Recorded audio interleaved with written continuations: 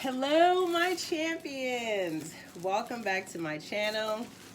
I am Miss Please, and you are with me on Real Talk. And today is the weekend, Saturday. I am making hot dogs. And I was watching the news, but I have to share with you, which is why I am up making hot dogs, making coffee.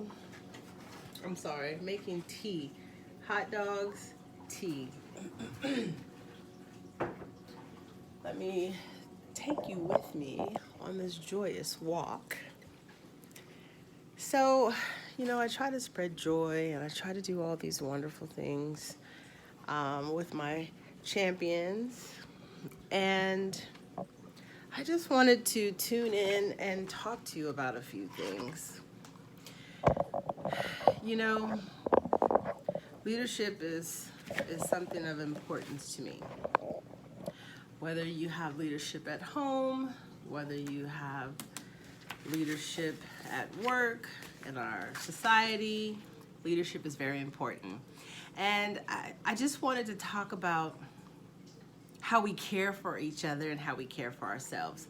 Yes, and I am dressed up with my garb because just because you're in the house doesn't mean that you can't dress up. Please hold on, it is super hot in this place.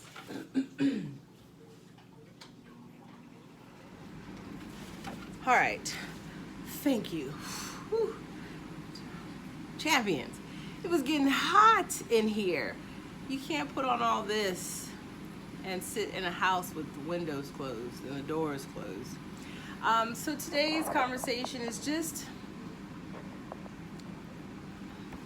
thinking about others and ourselves. And I bring this up because I was on a phone call this morning with a dear friend, and she was explaining to me that she may have been exposed, but she's on quarantine and she's showing no signs. However, a dear friend of hers, why is it dark in here? A dear friend of hers just lost her spouse. And I want to share something. I want to share that no matter what we're going through, we need to err on the side of compassion. I know everyone is erring on the side of fear, but we need to be compassionate of one another. People are going through things and we're so concerned, as you should be, about yourself, but the others that are involved. I have a family member who goes to work every day and she works in the public, and an employee was found positive, and HR told this employee, just go home, take 2 weeks paid time, and don't say anything to anyone. Are you kidding me? Say nothing to no one? Come on now. You don't get to downplay this like our government has. And I'm not offending the government or insulting the government. The government is doing what they feel is necessary to keep us from running around the streets screaming the sky is falling. If anybody's ever seen that cartoon, it's a great analogy of the fear of society.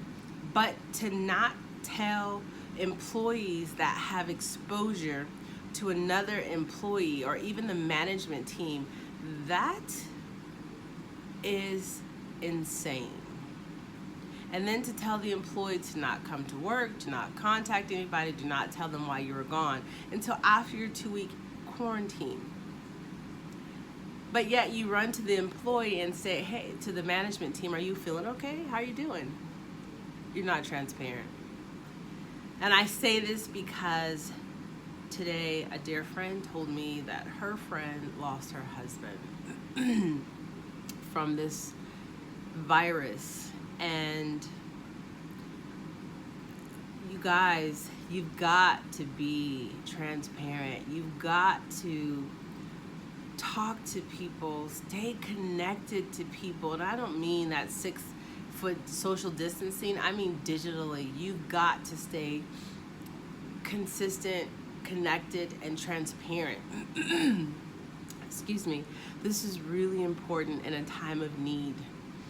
You know, everyone is worried and everything, but if we don't stick together, we stand apart. And I'm not saying to build alliances against anyone. I'm saying to stop and think about the choices that we're making. We can lower the curve of the virus by doing our part, but we can also show support and compassion to those in our network, those that aren't. Even if you're on Facebook and you see someone is going through something, say kind words. Kind words from a stranger goes far. And the reason I bring up compassion is because when this lady lost her husband, no one stopped to say, how are you doing? Are you all right? Do you need anything? Can I send you something? I send a virtual hug to you. I'm here if you need to talk. No, instead, people are throwing stones. They are pushing her and her island further and further apart from the rest of the society. And this person is mourning. People, think about what we are doing to our society by not building an alliance with one another. I say this with businesses. I say this small and large. I say this with your neighbor, your community, your town, your schools. Build an alliance. Stay connected, because whether or not you believe someone is affected by life, people are affected by emotion, by fear, by lack of finances, by lack of resources. People are being affected in more than the obvious ways that you see yourself. So I say this today, not to join and step on a soapbox of anything, and I just want you champions as a whole to just keep in mind that compassion is our greatest tool. If you are compassionate, that means that you can sympathize, or you choose to sympathize, one of our emotions, with those around you, with the network, with society, with your community, with your town, with your organization, with your affiliates. Share compassion. You're compassionate for these doctors and these nurses, but what about the people in your own backyard?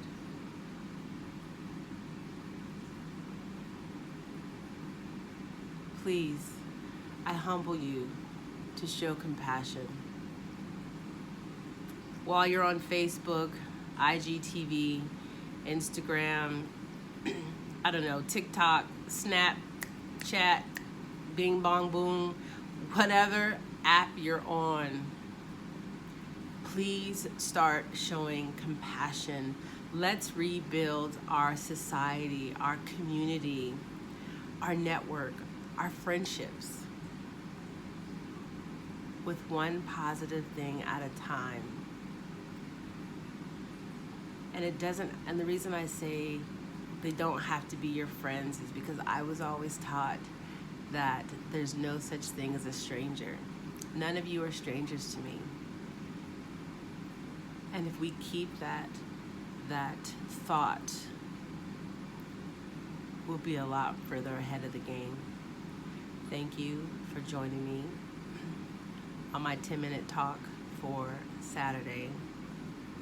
Be well, stay strong, lean in and lean on your support system, your friendship, your family, and pass good vibes. Until then, peace. Thank you for hanging out with me. I'm Ms. Please on Real Talk. Until then, I'll see you soon.